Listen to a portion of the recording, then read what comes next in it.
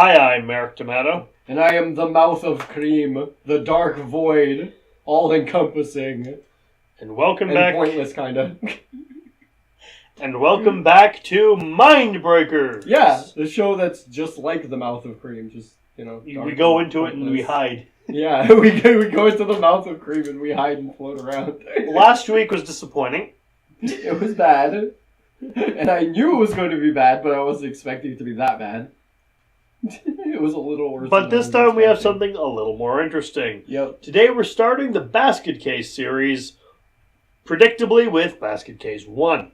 They can't all be like a tour, like the A-Tour series where we do them 1, 4, 2, 3. I feel like we should, honestly, because I've seen the first Basket Case movie. I didn't know there were 5 of them though. I've seen nothing of anything after 2. Nothing at all. So Basket Case, 1982. Yeah. A young man carrying a big basket that contains his extremely deformed Siamese twin brother. Is he really your twin if he's super deformed and looks nothing like you? Yeah, he was his twin in the womb, and then he got separated when they got out. Seeks vengeance on the doctors who separated them against their will. Yeah, because they're still in the womb together. Even if your twin doesn't look anything like you, they're still your twin. Mm. So, it's still his twin. But, he just got chopped off and deformed, and he's less functional. What we see of the twin in this,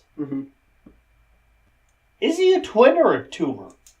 That's debatable, but it still is his twin, like I said. But, he's just less physically functional and more mentally functional. Yeah. Yeah. But it still is his twin because they were in the womb together at the same time. We're going to stop spoiling stuff for the length of a trailer. This isn't really spoiling. That's why I said the length of a trailer. We already know what to expect here. I know what to expect here. I know what to expect here, and you probably know what to expect here. Let's watch this shit. What is the secret Dwayne is hiding in the basket? What's in the basket? Easter eggs?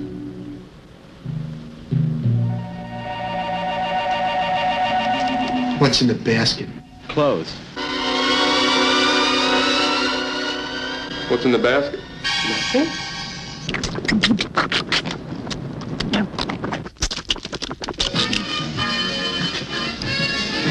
What's in the basket? My brother.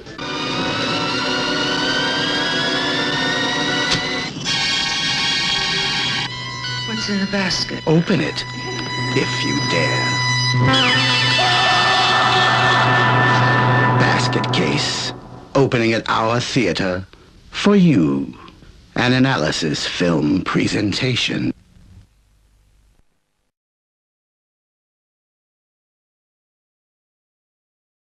So, better special effects than Age of the Dragons. Better everything than Age of the Dragons. Yeah.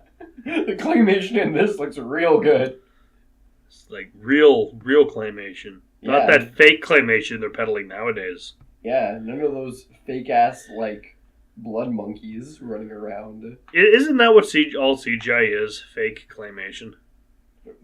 Right, it's true. Claymation could just be entirely fake. We start off with a man in glasses. Yeah. Walking around his house until the lights go out and he gets mauled by But first he pulls out his gun! He just pulls out the holster. He doesn't actually get the gun out of it.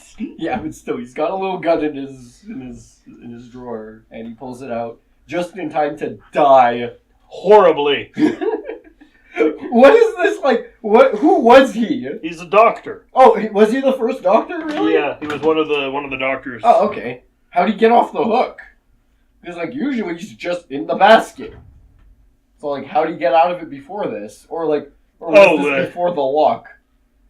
Oh, the thing is, Dwayne is bringing him around to the doctors to murder, because that's their mutual plan is to murder all the doctors. Oh, so he meant for this to happen. Yeah, this was planned and premeditated. It's his plan to keep him satiated with the blood of doctors. Yes. Good plan then, I guess. And many burgers. Good fucking luck. I don't think he eats the people. No, they just kill them. He doesn't actually eat They're them. killing them for revenge. Yeah, just murders them. Just, it's a more respectful plan than going around cannibalizing doctors. Yeah. That could be said, at the very least. But, we meet our hero, Dwayne Bradley.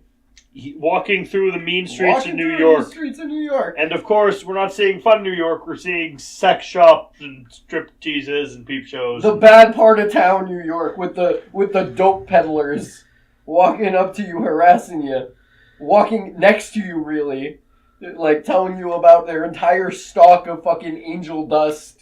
And frankly, and fucking LSD. Wasting their time, because if he's not immediately interested, he's probably not going to be interested eventually.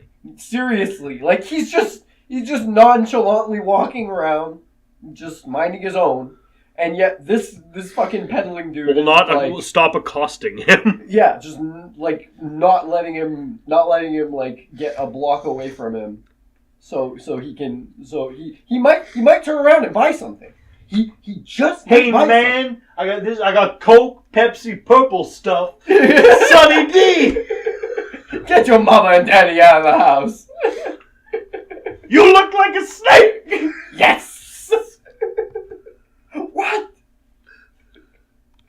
Seriously, what the fuck was this guy thinking? I don't know. Following him for an entire block. Oh, whatever. Well, considering how much of a better actor he is than anyone else in the movie. True. Very true. They were filming on location, and he is an actual drug dealer. I cannot who just started following the argue with that at all. That is so accurate. Because, like, he just rattles off his entire stash. And then he just goes like, ah, man, whatever. And, like, he's actually making, like, this long-winded speech. And he doesn't stop at all. Which is, like, more than we could say about pretty much anybody else. Because everybody else's lines are, like, butchered to shit. He's actually a drug dealer who's trying to make a deal in the movie. Oh, good on him, man. You earned your pay. I think this movie had enough drugs, Gio. He earned his cut for this one, man. Like he gains the respect of the cast and crew. Hopefully, the director. He needs to drugs experience Requiem. You have no idea what that means. I have no fucking clue what that means. Basically, you just said he takes so many drugs that the drugs come back to life. Doesn't he, though? You're basically saying, like, the drugs are so good that they just come right back out of his system. But aren't they, Gio? I don't know, man. I've never had his drugs. We should go to New York and find this man. Anyways, let's not talk about this guy's drugs anymore. Let's talk about the seedy fucking motel he goes to. Yeah, Broslin's. Yeah. The place is nasty. And it's run by fucking Mario. It's run by a couple of asshats. Like, all these guys, like, everybody here, like, everybody in this building is kind of a fucking sleazy dumbass. Like, just, like, they're sleazy and they're stupid. Like, they just nag him constantly about bullshit. Like, the guy at the front desk, it's like, oh, okay, a room just for you? Yeah, okay. It's like, by the way, we gotta say, Dwayne is lugging around a massive fucking basket. Yeah, big ass basket. That's important to note. I'm sure it's already painfully obvious for everyone, like, what exactly is in the basket and what the basket's like. That, like, the basket exists, Yeah. Because, like, he's carrying this thing around. He carries it everywhere he goes. Everywhere he goes. Everywhere the basket was sure to go. Yes. He's walking the basket around the world. The tap dancing around Mexican Jesus around the world. I'm sorry, Jesus. It must be corrected. So he ends up getting in the room, and there's this rando lady. Yeah. Who's just, like, talking his ear off about exposition about the room he's staying in. And she's like, oh, yeah, it's the best room in the entire place. Did you know there was an old lady that used to live in there? She had a bunch of money, and she constantly thought people were trying to break in and steal her cash. And she was like, Oh. help me. Also, he does have massive Oh, piles people. of bills. Yeah, he's got a roll of dough on him. Like, He's probably 50s looting, and 100s. Yeah, he's probably looting the doctors after he kills them. Oh, most definitely. Yeah, exactly, because, like, there's no other way that he's getting all this fucking money legit, you know? Like, he doesn't have a job, he's new to the fucking town. Like, he just blew in. Like, a fucking drifter will not have, like, that much fucking dough just to throw around, you know? Unless he's like a hot dog tourist and all the money's for hot dogs. Which he is, and they are. that would explain a lot of things. It would explain why he just has packages of hot dogs and buys so many hamburgers. He does buy a sack of hamburgers to feed to, we'll get it out of the way now because it's given away with the trailer. Inside the basket is his Siamese twin brother, Belial. But they don't look, he doesn't look Oriental at all, bro. Ha-ha! That was in the movie. Yep. His Siamese twin brother, Belial, who is super strong and somehow is alive, even though he has no internal organs. He's one big muscle? Of doom. He's one big muscle of doom, and he has, like, 0 IQ, but yet he's telepathic. Yeah. And can control minds. Yeah. He's got absurd special person strength, but he has... And can, like, pretty much fly, and I think he has adhesion. I don't think he can fly. He can stick to walls, though. He Yeah, can but stick to walls like Spider-Man. I'm guaranteed that's, like, the nails digging in, because he's got long-ass, like... Oh, I like to think gangly he like he fingernails. Spider-Man's around. Yeah, maybe, because he does look a little bit goopy, Yeah. but that could be many things. It could be attributed to many things. He also roars a lot. Yeah, it could be attributed to his psychic abilities. Maybe he's sticking himself to the walls through telekinesis. Maybe.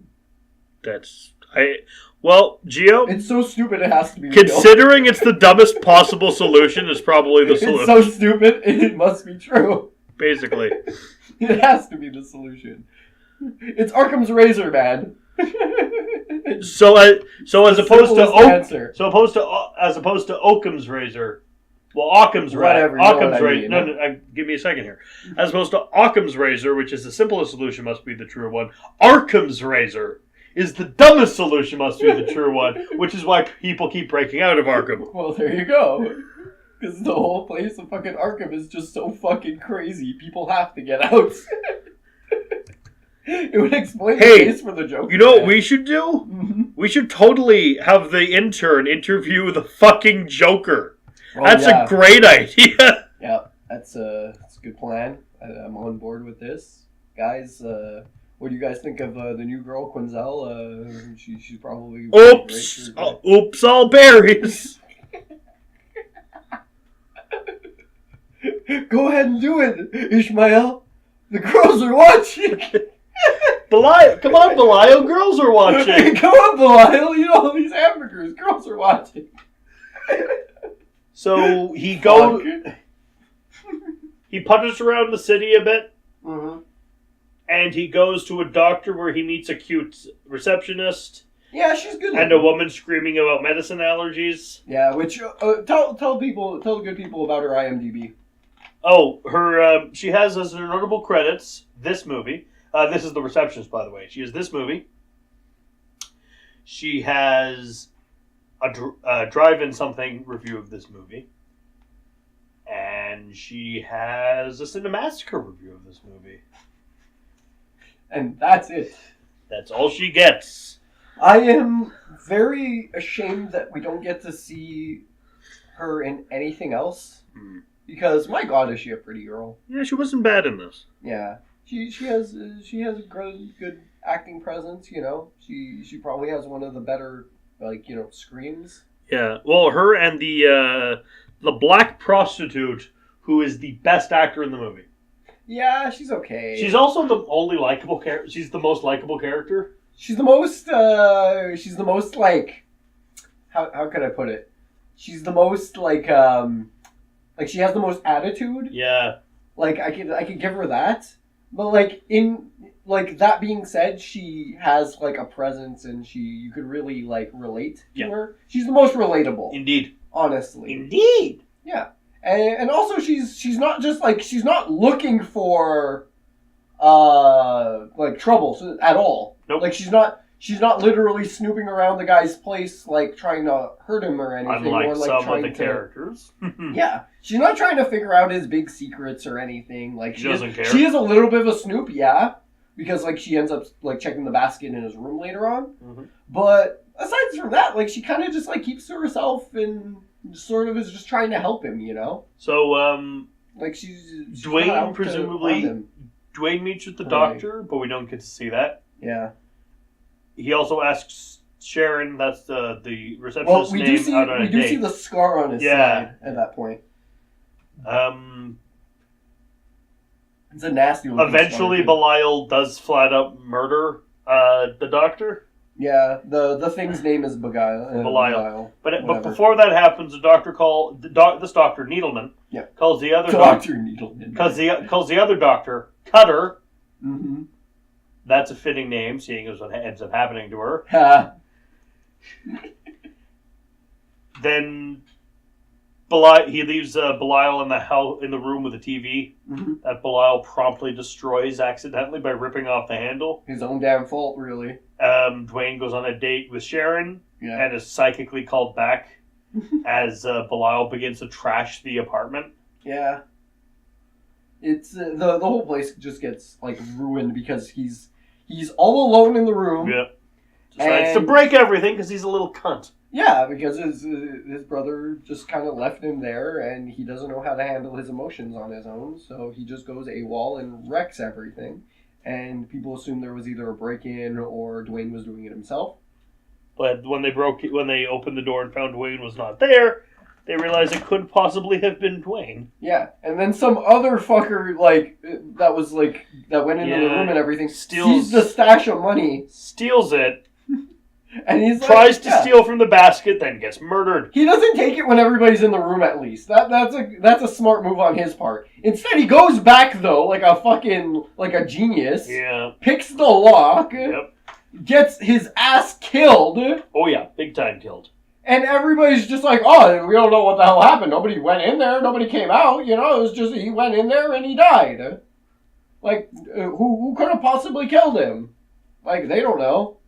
Nobody knows. Yeah, so we get an interview from Officer Mustachio. Fake mustache. Caterpillar mustache. Very fake mustache. I was expecting... The fucking dynamite cop. I was expecting him to be a big character. Yeah. He never Black Dynamite. He never shows up again. Yeah. Yeah, he just kind of shows up, interviews him, and checks the area, and then he's like, oh, everything's cool, he's and just gone for the rest of the movie. And then he goes off to star in a Dolomite film. Probably. Well, he's not Dolomite. Yeah, but he might as well be. And eventually they go drinking. Yeah, this has a lot of a feel of like a blaxploitation flick. Yeah, but without a lot of blaxploitation. Yeah, but it's not like it doesn't have. It's a gore exploitation. It's a gore exploitation. Really, yeah, it's just gore porn. So like in the same vein of like Frankenstein 3D. Frankenstein 80. Yeah, Frankenstein. Dracula 3D. Yeah, that's what I meant. Like Frankenstein 80. Like that one. That one was like basically in the same kind of vein as this. I wouldn't be surprised if the same actresses, like one of them at least, was in this. Oh, then he does meet up with Casey. Yeah. That's the prostitute played by Beverly Boner. Yeah, she gives him a wink at... What's her name? Beverly Boner! Yo, seriously? She comes back in Basket Case, too! Yo! She's also in Frankenhooker. Oh, okay, at least she was in a Frankenstein... Like, her name is Casey in almost everything she plays. Of course. It's always Casey. Well, I wouldn't be surprised if like they wanted to name her Miss Boner at some point. It's funny. She's in the movie Bad Biology, playing a character called Neighbor Lady. You know what her acting name in that is? Casey. Casey Belial. Oh, that's funny. It is funny. Little call-outs. But yeah, she's a good actress. I like her in this.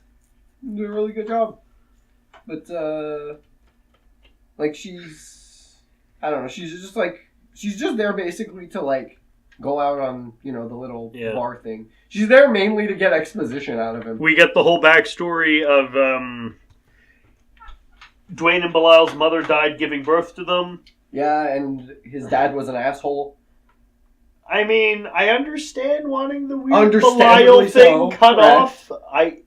And the aunt's like, no, it's a real baby. You gotta raise it. And he's like, why though? You're right, we should raise it to the fucking ground! That's basically his argument. So, after a while, when Dwayne and He's like, Belial... that thing's a monster! When Dwayne and Belial get to age 12, with a really bad actor playing Dwayne, by the way, he hires... he's just a kid, he's there just for... He hires some black moment, market doctors to cut him off. In his house. Yeah. Like, they hire him literally to just go to the kitchen and then do a surgery in his fucking kitchen. And then... The separation's nasty. There's a bit, it's Like, a really it's gross scene with some gets really grotesque. disgusting noises. Yeah, like, the noises are probably worse than what's actually going on. Because, like, it doesn't actually show, like actual, guts or anything. Just blood spraying around. Yeah, just a lot of blood and, like, a lot of, cutting sounds. Yeah. It's nasty to listen to. The father, later that night, hears noises in the basement, like drilling and chainsawing and hammering. It's mainly, like, the sound of a circular So saw he going. goes into the basement. Which should raise a lot of red flags. Steps on a nail. Not a nail that's up, just a nail left on the ground. And he goes, Still hurts. ow! But ow, though. Class A acting. But ow, though. And... Ow! But ow! Triggers a Home Alone trap. It's worse than that cuts him in half. It's so much It's a worse. buzzsaw attached to a pitchfork and a lawnmower? Oh no, way worse than one pitchfork. It's like fucking 20 pitchforks, a stack of knives, like a fucking samurai sword. Like Dio Brando might as well have just thrown all of his knives onto the front of this thing, and then put a fucking circular saw on the front of it just for good measure, and then just revved it up and let it fly down the ramp. And somehow this stationary fucking saw blade. It's spinning. It's spinning. Yeah, but it's in one place. Yeah. Like it's literally just there on the front of it. It's not going up and down. There's no fucking vertical motion on it. Yet it splits it entirely in half. You forgot. Quiet breathes through her skin, so it's fine. No.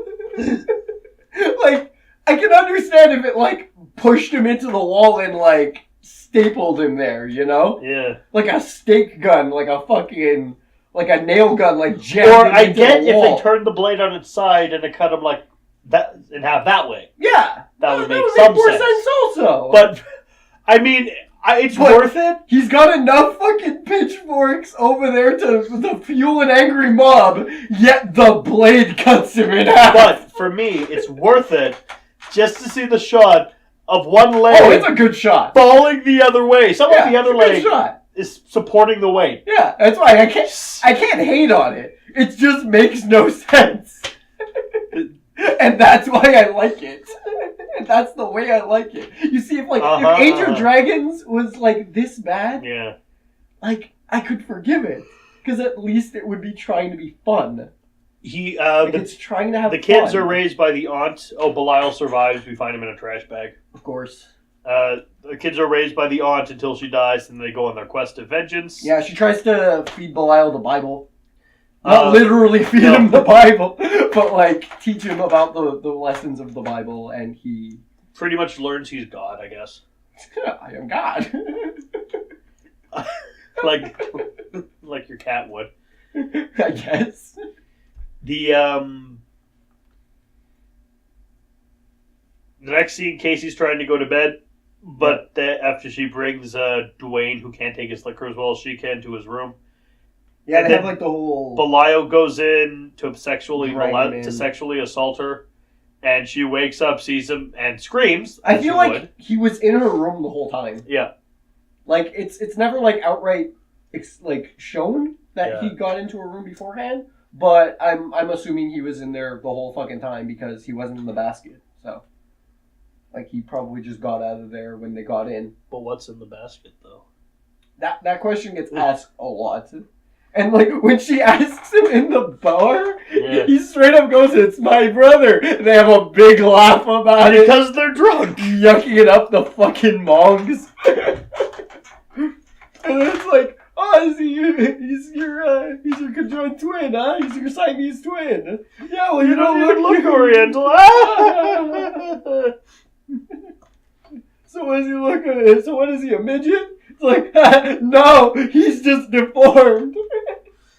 "You are deformed. And you are ugly. And you are ugly. And also, you're a terrifying murderer." They kind of both are. Like, Yeah. Dwayne doesn't outright kill anybody, but he kind of takes part in a little bit. He doesn't stop him from killing anyone, though. Yeah, exactly. But, like, again, that's their plan, so... Like, he shouldn't have any remorse. But at the same time, that makes him kind of just as bad. Yeah. It gives him, like, a little bit of an American Psycho vibe to him. Oh, don't you dare compare this to American Psycho. Kind of a little bit, though. You can compare it to American Psycho 2 if you like. No, but he has no soul. True. It's just, like, remorseless murder left and right. Like, you can't agree with that? Yeah, I can you agree can't with see that. the sociopath in him? He, a little bit there. They kill Dr. Cutter, and she gets the best death. She fights back and scalpels in her face. And it's the grossest, best effect in the movie. Yeah. She has the best scream. Yeah. She has the best scream when she first sees Belial. Like, really, for real. And then... Like, it escalates. I like it. Dwayne goes to have sex with Sharon. Yeah. And then Belial shows up. Well, they get into the house. Yeah. Like, they get into the room, and then, like, lays her on the bed. Yeah. She's kind of feeling, like, he's touching her breasts. She's like, liking it. kind of making out a little bit. And then, like, she tells him, like, "Yeah, just take me, Dwayne." And then, like... Belial shows up. Pops out the basket. Goes, "Ah!" This fucking weird scream. Yup. And he throws a sheet over her head and tosses her out the door. Yep. Which is a very asshole-ish move. And she responds like you would. It's a dick move right there. Oh yeah. And then That's not the dick move she wanted! Hey! Dwayne! And then she leaves, she goes back home, and somehow Belial knows where she is. And his eyes glow red, and then we see It's a weird scene. Dwayne running really naked weird through the scene. streets. Yeah, it's just dog And then flapping in the breeze. He reveals Sharon's tits and starts squeezing them. "Show me your tits, my dear!" Show Dirty Tom! No! Don't show Dirty Tom's tits! No, don't do it! Ah! Dirty Tom has dirty That will tits. be 3 silver stags! No! To see his 3 silver tits! Oh, no! Would you like to see more? Give me a golden dragon! To see his big golden tit! Oh, no! She wakes up, sees him. Dirty Tom. She sees Belial, then Belial murders her. Yep. Dwayne shows up, sees Belial trying to rape her. Yep. But he has no dick. Groping up on her. He's bleeding from the bottom, which I didn't really know why. Maybe he says he's excited. And then it's a weird way of expressing it. They go home and he's screaming at him like, Yeah. "Why can't I have a girlfriend? Why can't I have sex just because you can't have sex? It's not fair." Then like we're not gonna throw you out the fucking when you're done with this. I'm stunned. Belial grabs him by the balls and lifts him up, screaming up into the sky by the dongus. And he's just floating in the air, screaming as you would. Yep. And then he they gets fall dangled out a window. And then they fall out the window. They hang off a neon sign. Yeah. Then they die. A bunch of hookers see them dangling. A bunch of dirty hookers. The corner full of dirty hookers. Dirty hook. And then they fall down onto Dirty Tom. They're not just dirty hookers. Dirty streets. They're of dirty New York. pirate hookers. You're a dirty pirate hooker. Why don't you go back to your home on Whore Island? look like a blueberry. He kind of does look like a blueberry. He looks like a skin-colored blueberry. And then they're both dead, and then the movie's over, but we know Belial's not dead because this movie has 2 sequels. Several sequels. Actually, let me double check. Well, it has more than one sequel, so several is apropos. I want to talk about a couple of. Oh, there are only 3 movies. Oh, okay, That's good. all right, it's a trilogy, not too bad. Still, several applies. Yeah. I want to talk about a couple little things. Yeah, go ahead.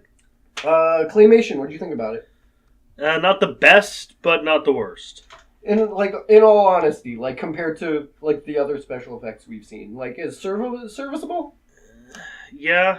Okay. I just kind of wish he didn't just have the dead face when he's doing it. Oh yeah. At there's least a lot give of him like just the bad moments. At least give him the snarly face. Yeah, where like it doesn't really show any emotion really in this puppet. I mean, the dead face works when he's doing the rape because he's kind of like out of his head at that point. Maybe, but like I want it. Like I'm guaranteed it's improved in the other movies. Like for sure, right? Right. But it needs it could have been much better than what they had. Well, the second one's made in 1990, so I should hope it has better effects. Yeah, 10 years later, like definitely it's gonna get better. A lot of telepathy, like a lot of telepathic conversation. Yeah, mainly so they didn't have to get a voice actor for Belial. Yeah, but like it's slightly confusing, and I feel like it would have benefited from a voice. Yeah, would Like, have been it a character definitely if it had a voice. Who could have possibly done it though? Like seriously, you're not gonna give him the voice of fucking Patrick Swayze, you know? Like what the fuck would you give like James Earl Jones? James Earl Jones as Belial? Why not? I guess so. You'd get, Willem Dafoe? Get a little bit of star power in it. Dafoe would have been a little young though to be in this, no? Yeah, I guess you're right. Yeah, like he wouldn't have been the same Dafoe as, as we know today. Christopher Lloyd. That would have been a weird one, but acceptable. Dwayne, I want to grope the woman. I was in a basket all day. Oh, we forgot to mention. Yeah. Belial steals Casey's panties. Yep. And sniffs them. It was like the whole point he went in her room. He didn't even go in there to kill her. He just went in there to, like, molest her a little bit. He didn't even know why he did it. He just saw it on an anime last night and thought it would be funny. Yeah. Dwayne was passed out drunk, and Belial telepathically asked him, like, hey, you want to go inside of Casey's room? And he's like, no, man, I'm done for the day. And he goes, well, I guess you're going to miss the panty raid. No, we're not doing that, though. Fuck off. Yeah, but we're doing it, though. But no, I'm going in there, though. I'm doing it right now. I'm going to do it right now, though. What else? Oh, yeah, there was a big scene in, like, the theater. Okay. Like, the Kung Fu movie. I think we just, like, skimmed over that. Yeah. But, yeah, they go inside the Kung the Fu theater. movie is making him go to sleep, and then... yeah, he, like, passes out in his seat. Yeah. And he's got the basket next to him, obviously, because he takes it everywhere.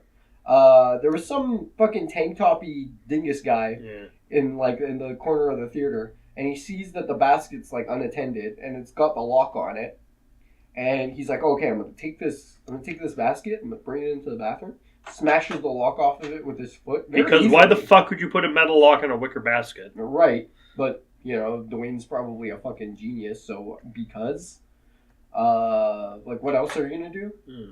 Because like you're not gonna put them in a metal box with holes in it, I guess, or you're gonna get a metal box like that.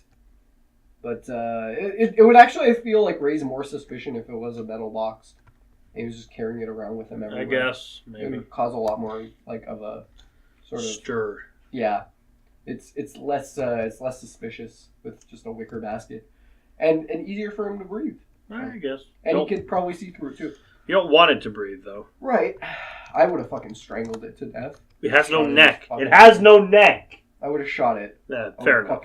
No, I would have fucking strangled it, because you know what I would have done? I would have shoved its mouth on a fucking exhaust pipe and fucking revved my engine as hard as I fucking could. I would have just shot it with a shotgun, personally. Easiest done that way, but still. Boom. Boom. Boom. But, yeah, he ends up taking it to the bathroom, and he gets his fucking face mauled by him. Yes, he does. and like we just see him fucking run out of the place. He doesn't replace the lock on it at any point. Nope. After this, like he just leaves it with no lock after because fuck it, it's a wicker basket. Yeah. But still, like, I feel like there should have been a point where he, like, dropped the basket and he would have rolled out or something. Yeah. And then, like, we just, like, went in front of a granny or something and it was just like, ah, and then the granny would have went, ah, you know? Would have been like, funny. that would have been a pretty good scene. I would have liked that. Like, kind of like the demons. Yeah. Like, you had the baby in the like, you had the demon in the fucking, in the cradle. Oh, yeah. The Like, baby carriage. Dead Alive. Yeah, that one. Where, like, he's Episode 30. Yeah.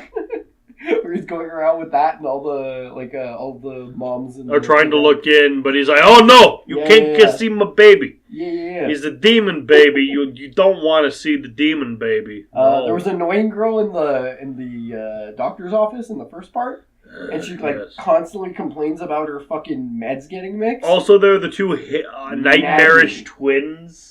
Yeah, working at Dr. Cutter's office. We initially assumed instant transmission because there was one at the receptionist desk, and then the other one opening the door. So what and it just jumps from one to the other. Like the fuck? Seamless jump cut. I'm sure it was assumed that was what happened. Like it just like straight up like right there, like instant transmission, just boom, she's at the door. But like in reality, it's just literally two of them. They're twins, and honestly, one looked like a bit slimmer than the other. So like, I'm just talking, but it's not easy to catch right away. The faces were scary to me. Oh yeah, especially the one that we saw originally. I was like, oh Jesus, it's a demon. It's a demon. The one nagging about her meds though was really fucking annoying. Yeah, because she was like, then he gave me the wrong meds and I took them and I couldn't feel my face and then my throat started like inflating and then it got like all red and scratchy. And then I died. Like it was on fire and then I died. And like and the secretary is like, you died? Like, yeah, I died. Like, then how are you here? I got better. So, what do you give this first step into the Basket Case trilogy, Gio? Oh, fuck. This was not a bad movie. I'm gonna give it a solid 5.5. People. Okay, fair enough. It's 5.5 people. The last one has like a tumor or something. It's like a living tumor on the side of him. Okay. You can't really quite tell what it is. It killed one of them. It killed the sixth one. It was originally gonna have 6.5, but then it killed like the half one killed that. You get the idea. I'm going to give it 5 scalpels jammed into Dr. Cutter's face. That's pretty appropriate there. You should be considering some plastic surgery after this. So, now's the time where I'd kind of tease without actually telling you what next week's movie is going to be. Oh yeah, tease however, dirty talk. However, it's episode 40. It's every 10th episode, meaning it's chosen from any movie ever. Yeah. And I do not get to make this movie choice. Gio gets to make this movie choice. So I have no fucking idea. Be scared. If Gio wants to, he can give us all a hint now, but he does not have to. I honestly don't know what I'm going to pick next time. I'm going to leave you guys hanging that way, I guess. Sorry. Well, I am a blank as to what I'm going to pick. You and I are going to see next week what we're going to be watching. I am deeply afraid. Have a good one, guys. Bye-bye.